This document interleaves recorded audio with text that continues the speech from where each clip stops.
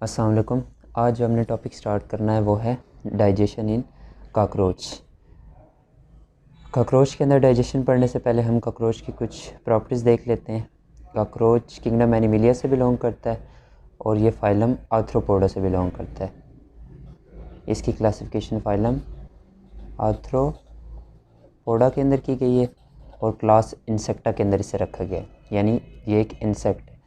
अच्छा, अभी हम अगर काकरोच के डाइजेस्टिव सिस्टम की बात करें तो काकरोच के अंदर ट्यूब्यूलर टाइप का डाइजेस्टिव सिस्टम होता है। तो मैंने आपको बताया था कि दो तरह के डाइजेस्टिव सिस्टम होते हैं, एक होता है ट्यूब्यूलर, दूसरा होता है सैक लाइक।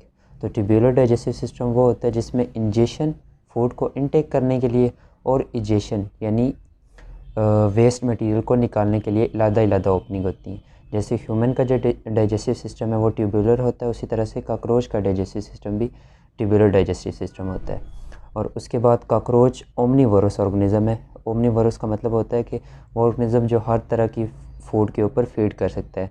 जैसे ये गोश्त भी खा सकता है, इसके बाद ये प्लांट्स के ऊपर भी फीड कर सकता है। तो इस टाइप के ऑर्गेनिज़म को हम कहते हैं ओमनीवोरस, जो हर तरह की फूड के ऊपर फीड कर सकता है। जैसे ह्यूमन है, वो भी ओमनीवोरस है और ये भी ओमनीवोरस है। अच्छा, अभी हम इसके डाइजेस्टिव सिस्टम के पार्ट्स की बात करते हैं। अच्छा, काकरोच के अंदर डाइजेस्टिव सिस्टम को या डाइजेस्टिव ट्यूब को कुछ पार्ट्स में डिवाइड करते हैं, जिसे हम कहते हैं फोर गट, मिड गट और हाइंड गट। अच्छा, काकरोच का डाइजेस्टिव सिस्टम स्टार्ट होता है माउथ कैविटी से और एंड होता है एक ओपनिंग पे जिसे हम कहते हैं एनस। तो सबसे पहले हम काकरोच के डाइजेस्टिव सिस्टम की पार्ट्स की बात करते हैं और हर एक का हम फंक्शन भी देखते जाएंगे। तो सबसे पहले काकरोच के अंदर आता है माउथ कैविटी आती है। सबसे पहले आती है माउथ कैविटी। इस माउथ कैविटी के अंदर कुछ दांतों की तरह के स्ट्रक्चर प्रेजेंट होते हैं जिन्हें हम कहते हैं मैंडिबल। ये जो सुर्ख रेड में आपको नज़र आ रहे हैं इन्हें हम कहते हैं मैंडिबल्स। और इन मैंडिबल्स का काम होता है फूड को तोड़ना छोटे छोटे पीसेस में, ताकि कॉकरोच इजीली फूड को इंजेस्ट कर सके। तो माउथ कैविटी के अंदर मैंडिबल्स का काम होता है फूड को तोड़ना। अच्छा, इसी माउथ कैविटी के अंदर कुछ ग्लैंड्स की सिक्रीशन भी होती है जिन्हें हम कहते हैं स्लाइवरी ग्लैंड्स। और ये स्लाइवरी ग्लैंड्स स्लाइवा सिक्रीट कर रहे होते हैं, जिसका मेजर कंपोनेंट स्लाइवरी अमाइलेज होता है। और ये थोरेसिक रीजन में प्रेजेंट होते हैं, यानी ये सबसे पहले ये वाला जो रीजन है इसे हेड वाला रीजन कहते हैं और ये वाला जो रीजन होता है इसे हम कहते हैं थोरेसिक रीजन। तो स्लाइवरी ग्लैंड थोरेसिक रीजन में होते हैं और वो ओपन होते हैं, यानी उनकी जो उनसे ट्यूब्स निकल रही होती है वो ओपन होती हैं माउथ कैविटी में। स्लाइवरी ग्लैंड स्लाइवा सिक्रीट करते हैं जिसके अंदर स्लाइवरी अमाइलेज होता है। और वो स्लाइवरी अमाइलेज क्या करता है, फूड के अंदर जो भी स्टार्च वगैरह होता है उसको पार्शली डाइजेस्ट करता है। तो माउथ कैविटी के अंदर थोड़ा बहुत स्टार्च की डाइजेशन होती है। इसके बाद माउथ कैविटी के बाद एक छोटी सी ट्यूब निकलती है, माउथ कैविटी से एक छोटी सी ट्यूब निकलती है जिसे हम कहते हैं फेरिंग्स। ये आप कर लें, ये होती है फेरिंग्स। माउथ कैविटी के बाद फेरिंग्स के बाद एक और ट्यूब लाइक स्ट्रक्चर प्रेजेंट होता है जिसे हम कहते हैं एसोफेगिस। और फेरिंग्स से फूड होती हुई इंजेशन के बाद फेरिंग्स से फूड होती हुई ओसोफेगस में आती है और ओसोफेगस से फिर एक स्वेलन स्ट्रक्चर में आती है जिसे हम कहते हैं क्रॉप। ये जो आपको स्ट्रक्चर नज़र आ रहा है ये क्रॉप है और क्रॉप का काम होता है फूड को स्टोर करना, यानी और ये क्रॉप हाईली इलास्टिक होता है, यानी काकरोच जो भी फूड खाता है वो आके काकरोच जो भी फूड खाता है वो आके क्रॉप के अंदर हो जाती है स्टोर। तो क्रॉप यूज़ किया जाता है फॉर स्टोरिंग फूड। इसके बाद क्रॉप के बाद एक स्ट्रक्चर, ये जो आपको रेड में नज़र आ रहा है, इस स्ट्रक्चर को हम कहते हैं गिज़र्ड।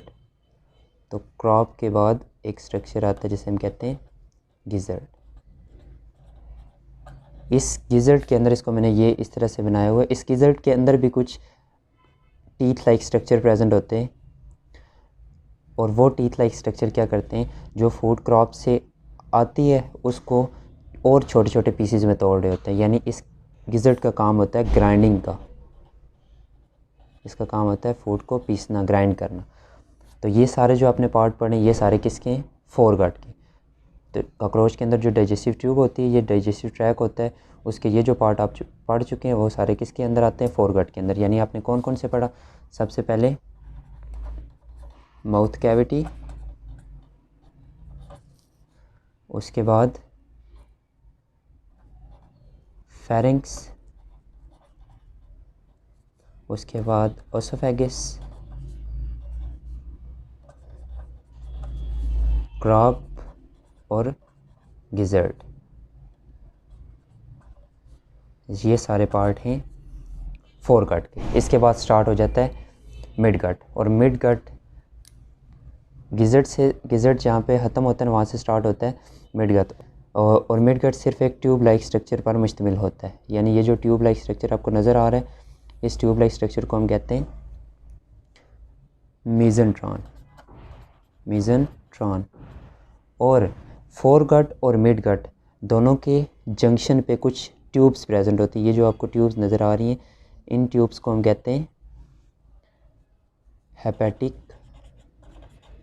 सीकम। और इन हेपेटिक सीकम का काम होता है, या हेपेटिक सीका या हेपेटिक सीकम, इनका काम होता है डाइजेस्टिव एंजाइम्स क्रिएट करना। और वो डाइजेस्टिव एंजाइम क्या करते हैं, मीज़ेंट्रॉन के अंदर फूड की डाइजेशन करते हैं। यानी फूड जब गिजर्ड से होती हुई मीज़ेंट्रॉन के अंदर आती है, तो मीज़ेंट्रॉन को हम कॉकरोच का स्टमक भी कह सकते हैं। तो ये स्टमक होता है जिसके अंदर डाइजेशन होती है। तो गिजर्ड से फूड आती है मीज़ेंट्रॉन में, और गिजर्ड और मीज़ेंट्रॉन के जंक्शन पे कुछ ट्यूब्स प्रेजेंट होती है, और उन ट्यूब्स को हम कहते हैं हेपेटिक सीकम, जो डाइजेस्टिव एंजाइम्स क्रिएट करती हैं। और वो डाइजेस्टिव एंजाइम्स क्या करते हैं, फूड की डाइजेशन करते हैं इनसाइड मीज़ेंट्रॉन।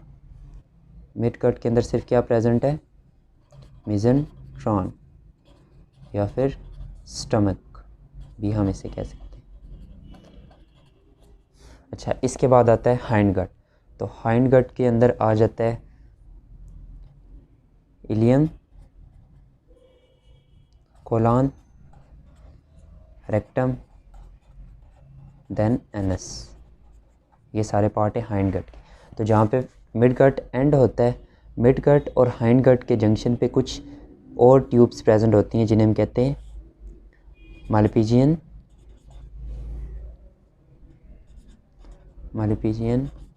ट्यूब्यूल्स। और इन मालपीजियन ट्यूब्यूल्स का एज सच डाइजेशन में कोई रोल नहीं होता, इनका रोल होता है एक्सक्रीशन में। तो ये क्या करती हैं, बॉडी के अंदर बॉडी के डिफरेंट पार्ट्स से वेस्ट को कलेक्ट करती हैं और उन्हें डालती हैं हाइंडगट में, ताकि उस वेस्ट को बॉडी से रिमूव किया जाए। तो इनका काम होता है एक्सक्रीशन। और इसके बाद मीज़ेंट्रॉन के बाद ये जो ट्यूब लाइक स्ट्रक्चर होता है, इसे हम कहते हैं इलियम। और इस इलियम के बाद आता है, और इलियम का काम होता है एब्जॉर्प्शन का। यानी जब फूड की डाइजेशन हो जाती है, उस फूड में से जो कुछ भी एब्जॉर्ब करना होता है वो सारा इलियम के ज़रिए होता है, एब्जॉर्प्शन ऑफ फूड। अच्छा, इलियम के बाद आता है कोलन। ये वाला जो थोड़ा स्वेलन पोर्शन है इसे हम कहते हैं कोलन। और उसके बाद रेक्टम। कोलन के अंदर भी एब्जॉर्प्शन होती है यहाँ पे, लेकिन यहाँ पे जो एब्जॉर्प्शन होती है वो वाटर की होती है।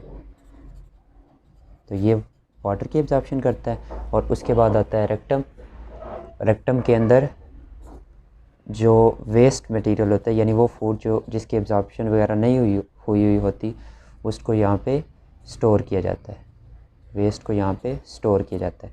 और उसके बाद एक ओपनिंग होती है जिसके ज़रिए इस वेस्ट को बाहर रिमूव कर दिया जाता है। तो ये जो पार्ट हैं, ये चारों इलियम, कोलन, रेक्टम और एनस, ये आते हैं हाइंडगट के पार्ट से। तो ये सारा था कॉकरोच का डाइजेस्टिव सिस्टम। तो कॉकरोच का डाइजेस्टिव सिस्टम माउथ कैविटी से स्टार्ट होता है। माउथ कैविटी के अंदर कुछ दांतों की तरह के स्ट्रक्चर प्रेजेंट होते हैं जिन्हें हम कहते हैं मैंडिबल्स, और ये काइटन के बने हुए होते हैं।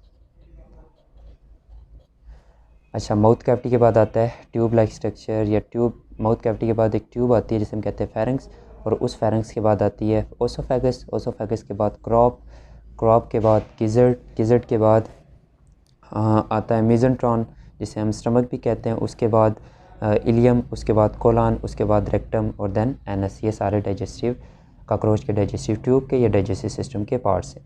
तो हर एक डाइजेस्टिव सिस्टम के कॉकरोच के जो भी पार्ट्स हैं उन सब का हमने फंक्शन भी देख लिया।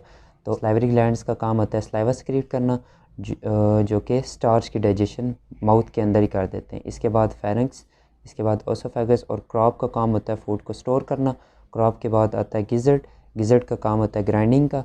और उसके बाद आता है मेसेंट्रॉन स्टमक, जिसके अंदर फूड की डाइजेशन होती है, और वो डाइजेशन डाइजेस्टिव एंजाइम्स के ज़रिए होती है, और वो डाइजेस्टिव एंजाइम्स क्रिएट करते हैं हेपेटिक सीकम, जो कि मेसेंट्रॉन के ऊपर ही प्रेजेंट होते हैं, मेसेंट्रॉन और गिज़र्ड के जंक्शन पे प्रेजेंट होते हैं। और इसके बाद आता है जहाँ पे मेसेंट्रॉन एंड होता है वहाँ पे कुछ फिंगर लाइक स्ट्रक्चर्स प्रेजेंट होते हैं। उन फिंगर लाइक स्ट्रक्चर को हम कहते हैं मालपीजियन ट्यूब्यूल्स, जिनका काम होता है एक्सक्रीशन का। और उसके बाद आता है इलियम, इलियम का काम होता है एब्जॉर्प्शन का। इलियम के बाद कोलान, कोलान वाटर की एब्जॉर्प्शन में हेल्प करता है। और उसके बाद रेक्टम जो वेस्ट को स्टोर करता है। देन एनस, जिससे अनडाइजेस्टेड फूड को बाहर रिमूव कर दिया जाता है, या वेस्ट को बाहर रिमूव कर दिया जाता है। तो ये था डाइजेस्टिव सिस्टम इन कॉकरोच।